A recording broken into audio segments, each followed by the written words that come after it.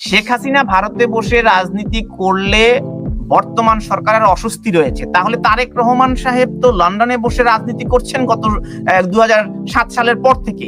আমার প্রশ্নটি হচ্ছে, শেখ হাসিনার বিরুদ্ধে এই হত্যা মামলাগুলো প্রমাণিত হয়নি, তাহলে তিনি ভারতে থেকে রাজনীতি করতে পারবেন না। তো তারেক রহমান সাহেব তো লন্ডনে বসে রাজনীতি করেছেন এতদিন, খুনের মামলা, হত্যা মামলাগুলো এখনো প্রমাণিত নয়, তো তাহলে তিনি ভারতে বসে রাজনীতি করলে অসুবিধা কোথায়? ভারতে বসে রাজনীতি করলে অসুবিধাটা হচ্ছে এই জায়গাটাতে যে শেখ হাসিনা বাংলাদেশে হাজার দেড়েক মানুষকে হত্যা করে ভারতে পালিয়ে গেছে, ভারত তাকে আশ্রয় দিয়েছে, এখনো সে ভারতের দেশে বাংলাদেশে হত্যা করতে চায়। এটি তো এখনো প্রমাণিত হয়নি। শেখ হাসিনা যে গণহত্যা করে পালিয়ে গেছে, অন্যান্য সকল রকমের তথ্য প্রমাণ গণমাধ্যমের সামনে আছে, বিচারে প্রমাণ হবে তখন সেটা বিচারিক প্রক্রিয়াতে আমন্ত্রণ জানানো হবে। কি হত্যাকাণ্ড হয়নি বাংলাদেশে? সেগুলো তো বিচারাধীন আছে। 5ই আগস্টের পরে কি হত্যা হয়েছে? 5ই আগস্টের পরে আওয়ামী লীগ বা অন্য বাংলাদেশের আওয়ামী লীগের উপর হত্যাকাণ্ড ঘটেনি? আওয়ামী লীগ কি হত্যাকাণ্ড হয়েছে? বাংলাদেশের হত্যাকাণ্ড হয়েছে কিনা 5ই আগস্টের পর? আমি বলছি 22 দিনের যে রাজনৈতিক হত্যাকাণ্ড ঘটেনি বাংলাদেশে। কয়টি হত্যাকাণ্ড ঘটেছে আপনার কাছে কি তথ্য? বাংলাদেশে আওয়ামী লীগ তো বলছে 2000 নেতা কর্মীকে তাদেরকে হত্যা করা, 30,000। অ্যাবসলিউটলি রং, 100% অসত্য সংবাদ। আপনি বলছেন একটি হত্যাকাণ্ড ঘটেনি? ওটা অ্যাবসলিউটলি রং, এর কোনো তথ্য প্রমাণ নাই, এর কোনো গণমাধ্যমের সংবাদ নাই দেশে এবং দেশের বাইরে কোথাও। গোলাম ভাই, মানে ব্যাপারটা হচ্ছে যে আপনি বিভিন্ন সময় বলে যাচ্ছেন 5ই আগস্টের আগে 1000 এত মারা গেছিল, তারপরে কেউ মারা যায়নি। মানে আপনি বারবার বলার চেষ্টা করছেন যে 5ই আগস্টের আগে অবধি আপনাদের যে ন্যারেটিভটা ছিল সেই ন্যারেটিভটা রাইট, মানে অপোজিশন তারা যখন ছিল সরকার বিরোধী, আর আজকে 5ই আগস্টের পরে যারা সরকার বিরোধী তাদের যে ন্যারেটিভটা, মানে 5ই আগস্টের আগে বিরোধীদের ন্যারেটিভ ঠিক, 5ই আগস্টের পরে বিরোধীদের ন্যারেটিভ ভুল। এই ব্যাপারটার মধ্যে না একটা পক্ষপাত আছে। তো আপনি একজন সিনিয়র সাংবাদিক, তাই আপনার কাছে এটা আমি আশা করি না। আপনি একটা কথা বলেছেন যে 5 আগস্টের আগের ন্যারেটিভ ঠিক, 5 আগস্টের পরের ন্যারেটিভ ঠিক নয়। সমস্যাটা হচ্ছে 5 আগস্টের আগে এই ন্যারেটিভ তথ্য এবং প্রমাণ সমৃদ্ধ, আর আপনি 5 আগস্টের পরের যে কথা বলছেন হত্যা করা হয়েছে, সেই ন্যারেটিভে কোনো তথ্য নাই, সেই ন্যারেটিভে কোনো প্রমাণ নাই, সেই ন্যারেটিভে গণমাধ্যমের সংবাদ বাদ দেন, ভারতীয় সাংবাদিকরা যারা এসেছে বাংলাদেশে তাদের রিপোর্টেও সেই তথ্য নাই। আমি একটু থামাচ্ছি আপনাকে, জনাব গোলাম মুর্তুজা, বিনয়ের সাথে একটি স্ক্রিনে তথ্য দেখিয়েছি, আপনি ওটা আমার কাছে জানতে চেয়েছিলেন যে সরকার পতনের পর দিন কোথাও কোনো ঘটনা ঘটেছে, হত্যাকাণ্ড হয়েছে, এর প্রমাণ কোথাও নেই। বাংলা ট্রিবিউনের একটি সংবাদ আমি একটা পেলাম আপনার সাথে কথা বলতে বলতে। সরকার পতনের পর 26 দিনে 284 জন নিহত হয়েছে, এই সংবাদটি ছেপেছে বাংলা ট্রিবিউন। এবং অজ্ঞাত 354 জন, শিক্ষার্থী 41 জন, আইন শৃঙ্খলা বাহিনী 47 জন, সাধারণ মানুষ 83 জন, বিএনপি কর্মী 11 জন, আওয়ামী লীগ কর্মী 50 জন।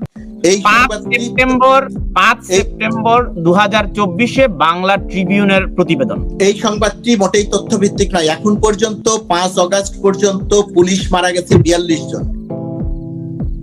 তো এই সংবাদটি পুলিশ মারা গেছে 42 জন। না, আপনি বলেছেন দেখানোর জন্য, সেজন্য আমি দেখালাম। আচ্ছা, আপনাকে আরেকটু আমি যুক্ত করি। জাতিসংঘের মানবাধিকার বিষয়ক হাই কমিশনের দপ্তর থেকে প্রাথমিক প্রতিবেদন উল্লেখ করেছে 16 জুলাই থেকে 4 আগস্ট পর্যন্ত 400 মানুষ নিহত হয়েছে, কিন্তু আপনারা 1500 বলেছেন। এর মধ্যে 5 থেকে 6 আগস্ট নিহত হয়েছে প্রায় 250 জন, এবং এছাড়া জুলাই থেকে 11ই আগস্ট পর্যন্ত কোটা সংস্কার আন্দোলন পরবর্তী সহিংসতায় অন্তত 650 জন নিহত হয়েছে বলা সেই প্রতিবেদনে উল্লেখ করেছে জাতিসংঘের মানবাধিকার বিষয়ক হাই কমিশন। হ্যাঁ, আপনি একজন কলকাতা থেকে কথা বলছেন, একজন লন্ডন থেকে কথা বলছেন। এখন তো অবাধ তথ্য প্রবাহের যুগে, সেখানে আমি ঢাকায় কথা বলছি, আমি সব জানি, আর আপনি কলকাতায় বা আপনি যে লন্ডনে বসে কিছু জানেন না, ওই মানসিকতা নিয়ে কথা বলছি না। আমি যে 1,500 মানুষের হত্যার কথা বলছি জুলাই আগস্ট গণ অভ্যুত্থানে, কিসের ভিত্তিতে বলছি? আমরা গণমাধ্যমে 5 আগস্ট সেটি নিয়ে বিতর্ক নেই জনাব গোলাম মুর্তুজা, সেটি নিয়ে বিতর্ক নেই। 8ই আগস্টের পরের কথা বলছি, যেখানে এই সংখ্যাটি কোথা থেকে এসেছে আপনি বলেছেন ভুল তথ্য, সেটি তো জাতিসংঘের মানবাধিকার কমিশনের তথ্য। গোলাম ভাই একটু বলি যে বাংলাদেশে মাইনরিটিদের উপর যা হচ্ছে এবং 5ই আগস্টের পরে যে ঘটনাগুলো হচ্ছে তা নিয়ে কোনো প্রশ্ন তুললেই আপনি বলেন যে সাধারণ মানুষের এটা একটা ন্যারেটিভ। এটা আমরা শুনে শুনে কিছুটা ক্লান্ত, যে কোনো প্রশ্ন হলেই সেটার উত্তরটা হচ্ছে যে ফ্যাসিস্ট সরকারের বিরুদ্ধে মানুষের এত রাগ, এত ক্ষোভ, তাই বিপ্লব এটা হয়েছে। কিন্তু ব্যাপারটা হচ্ছে যে there has to be justice. এই যে আমি এই কারণে আমি চিন্ময় কৃষ্ণ দাসের প্রসঙ্গটা আনতে চাই, এই প্রশ্নটা খুব পার্টিকুলার ইম্পর্টেন্ট, এবং আমি আপনার কাছে দুটো কথা শুনতে চাই। যে চিটাগং কোর্টের আমরা যে ভিজুয়ালস গুলো আমরা দেখেছি, তারপরে যেভাবে উকিলদের থ্রেট দেওয়া হয়েছে, আপনি বলুন তো, আপনি একজন সাংবাদিক হয়ে ভারতবর্ষে বসে চিটাগং কোর্টের ওই ভিজুয়ালস গুলো যদি দেখতেন, আপনার কি মনে হতো যে ওই দেশে জাস্টিস আছে? চট্টগ্রামে যে ঘটনাটা ঘটলো, এই যে একজন মুসলিম আইনজীবীকে হত্যা করা হলো, ধারণা করা হচ্ছিল যে চট্টগ্রামে হিন্দু মুসলিম দাঙ্গা লেগে যাবে। ওই ঘটনার পরে একটি হিন্দু বাড়িও আক্রমণ হয়নি চট্টগ্রামে। আপনি বললেন চিটাগং এ একটা বাড়িও অ্যাটাক হয়নি। আমার সঙ্গে কলেজে কলকাতায় পড়ালেখা করেছে, দিল্লি ইউনিভার্সিটিতে পড়েছে, জেএনইউ তে পড়েছে প্রচুর বাংলাদেশের ছাত্র, তাদের সঙ্গে আমার রেগুলার কথা হয়েছে। তারা আমাকে জানিয়েছে যে যে লেভেলের ভয়ে মানুষ আছে। একটা তরুণ মজুমদারের একটা সিনেমা ছিল, আমি নামটা ভুলে যাচ্ছি, একজন টিচার কোন একটা মার্ডার দেখে নিয়েছিল, তো ওর বাড়ির বাইরে দাঁড়িয়ে রোজ বলা হতো, মাস্টারমশাই আপনি কিন্তু কিছু দেখেননি, মাস্টারমশাই আপনি কিন্তু কিছু দেখেননি। এটা হচ্ছে একটা ভয়ের আবহ ক্রিয়েট করা। আর আপনি দীর্ঘ সময় সাংবাদিকতা করেছেন, এখন সরকারের পার্ট আপনার, মানে আই এক্সপেক্টেড আপনি আরেকটু নিউট্রাল হবেন। আপনার ক্ষেত্রে আপনার বিদ্বেষ টুয়ার্ডস দ্য আর্লিয়ার গভর্নমেন্ট সেটা খুব ক্লিয়ার, হয়তো সেই কারণেই আজকে আপনি ওয়াশিংটনে। তো আপনি একজন সিনিয়র সাংবাদিক, তাই আপনার কাছে এটা আমি আশা করি। প্রিমিয়ার বিশ্ববিদ্যালয়ের ছাত্রীটিকে প্রতিবাদ জানিয়েছেন। প্রিমিয়ার বিশ্ববিদ্যালয়ে আমি পড়ালেখা করেছি, ওনার সম্পর্কে মিথ্যা কথা বলছে, উনি এটা বলেন নাই, প্রমাণ দেখাতে বলেন ওনাকে। মানে প্রমাণ আছে, বাংলাদেশের সকল গণমাধ্যমে প্রমাণ আছে, বাংলাদেশের পত্রিকাতে ওনাদের নামে বিবৃতি ছাপা হয়েছে, সেই বিবৃতির লিখিত কপি আছে, পত্রিকা সকল বাংলা ইংরেজি সকল পত্রিকাতে আছে। আপনি যদি মাঝখান থেকে এরকম প্রশ্ন নেন তাহলে কথা বলাটা মুশকিল। প্রশ্নটা নেন, আপনি আমার কাছে বলেন, আমি কোনো মিথ্যা কথা বলছি না, আমি প্রতিটি কথা তথ্যভিত্তিক বলছি। যিনি কথা বলেছেন তিনি প্রথম আলো, ডেইলি স্টার সহ সকল পত্রিকা সার্চ দিয়ে দেখেন, তিনি সবকিছু এখানে পাবেন। ধন্যবাদ। বাংলাদেশের গণমাধ্যম সংবাদ প্রকাশ করেছে কিনা, বাংলাদেশে যে ঘটনাগুলো ঘটেছে তার সব সংবাদ বাংলাদেশের গণমাধ্যম প্রকাশ করেছে। আপনি বলছেন গুজরাট দাঙ্গার সময় আপনারা সব তথ্য প্রকাশ করেছিলেন, এখন বাংলাদেশে দেখেন গুজরাট দাঙ্গা আর বাংলাদেশের এখনকার দাঙ্গা, এই পরিস্থিতি সম্পূর্ণ ভিন্ন। এখানে শত শত মানুষ হত্যার কোনো ঘটনা ঘটেনি, এখানে কিছু হিন্দুর বাড়িতে আক্রমণ হয়েছে, কিছু ভাঙচুর হয়েছে, দুই একটি বাড়িতে আগুন দেওয়া হয়েছে, এখানে কাউকে শত শত মানুষকে হত্যা করা হয়নি। সুতরাং এখানে এরকম কোনো এলাকা নাই যে এলাকাগুলোতে গিয়ে ওই সংবাদ প্রকাশ করা যাবে যে পুরো এলাকাতে একটা ম্যাসাকার চলছে। ভারতের বহু সাংবাদিক বাংলাদেশে এসেছেন, বাংলাদেশের সেই ভারতীয় সাংবাদিকদের কোনো সাংবাদিক 1 ঘন্টার মধ্যে ভিসা পেয়েছেন কলকাতা দূতাবাস থেকে। তারা চট্টগ্রামে গেছেন, তারা নোয়াখালীতে গেছেন, তারা কুমিল্লায় গেছেন, কিন্তু ভারতের গণমাধ্যম যা দেখেছে সেই সংবাদটি ভারতের গণমাধ্যমে প্রকাশিত হয়নি। তারা পূর্বের ঘটনার ছবি দেখিয়ে একটা গল্প প্রচার করেছে, তারা কোন তথ্যভিত্তিক কোন সংবাদ প্রচার করেনি। বর্তমান সময়ে বাংলাদেশের গণমাধ্যমের ক্ষেত্রে যেটা বলা হচ্ছে যে সংবাদ প্রচার করেনি, এটা সম্পূর্ণরূপে ভুল।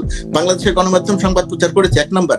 2 নাম্বার হচ্ছে বর্তমান সময়ে বাংলাদেশের গণমাধ্যমকে ডক্টর ইউনূসের সরকার সহ কেউ কন্ট্রোল করছেন। আমাদের উপরে এখন মানে আমি সাংবাদিক হিসেবে বলছি, আমি সরকারের অংশ হিসেবে বলছি না, বাংলাদেশের কোনো গণমাধ্যমকে কেউ কন্ট্রোল করছে না। বাংলাদেশের গণমাধ্যমের বিরুদ্ধে একটা অংশ কাজ করছে, সেই গণমাধ্যমের সামনে এসে গরু জবাই করতে চাইছে, সেই গণমাধ্যমকে ভারতের দালাল বলছে। কিন্তু যে গণমাধ্যমের বিরুদ্ধে এই কথাগুলো বলা হচ্ছে সেই গণমাধ্যম তার অবস্থান থেকে একটুও সরে যায়, সেই গণমাধ্যম প্রতিটি সংবাদ প্রকাশ করছে, লিখছে। আমি শেষ করছি দাদা, ভারতের গণমাধ্যম নিয়ে সেই সমস্ত পত্রিকাতে লেখা হচ্ছে, কারণ ভারতের গণমাধ্যম বিদ্বেষ ছড়াচ্ছে বাংলাদেশ বিষয়ে।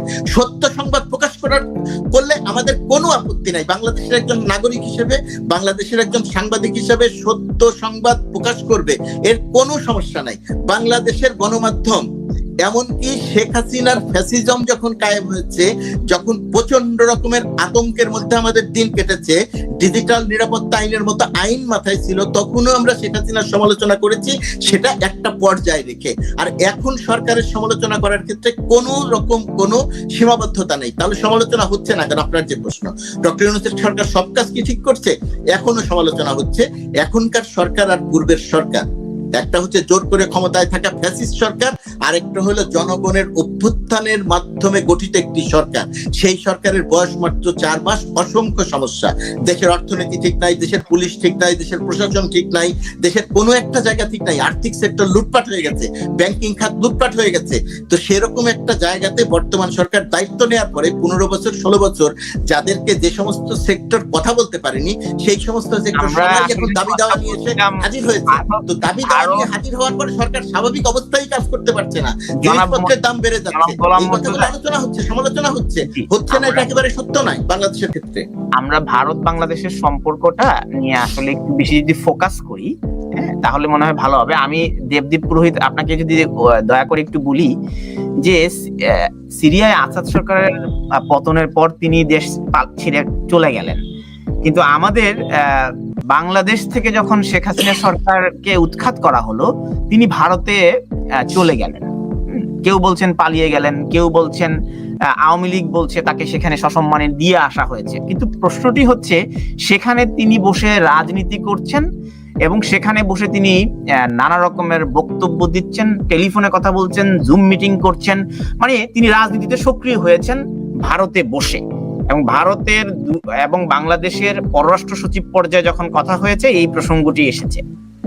আপনি কি মনে করেন যে সম্পর্ক উন্নয়ন এবং বর্তমান সরকারের দৃষ্টিভঙ্গিতে বড় ধরনের পরিবর্তন আসতে পারে এই রাজনীতিতে শেখ হাসিনার ভারতে বসে এই কর্মকাণ্ডগুলো? দেখুন, এক্ষেত্রে শেখ হাসিনার ভারতে যাওয়া নিয়ে যেটা বাংলাদেশে প্রচুর কথাবার্তা হয় এবং ইন্ডিয়ান গভর্নমেন্টের তরফ থেকে, যদিও আমি ইন্ডিয়ান গভর্নমেন্টের প্রতিনিধি নই, আমিও এটা জানতে চেয়েছিলাম যে উনি কি করে ভারতে এলেন, কেন এলেন, কি বৃত্তান্ত। তো অবভিয়াসলি যে উত্তরটা যেটা এসছে যে উনি খুব শর্ট নোটিসে উনি ভারতে গিয়ে পৌঁছেছেন।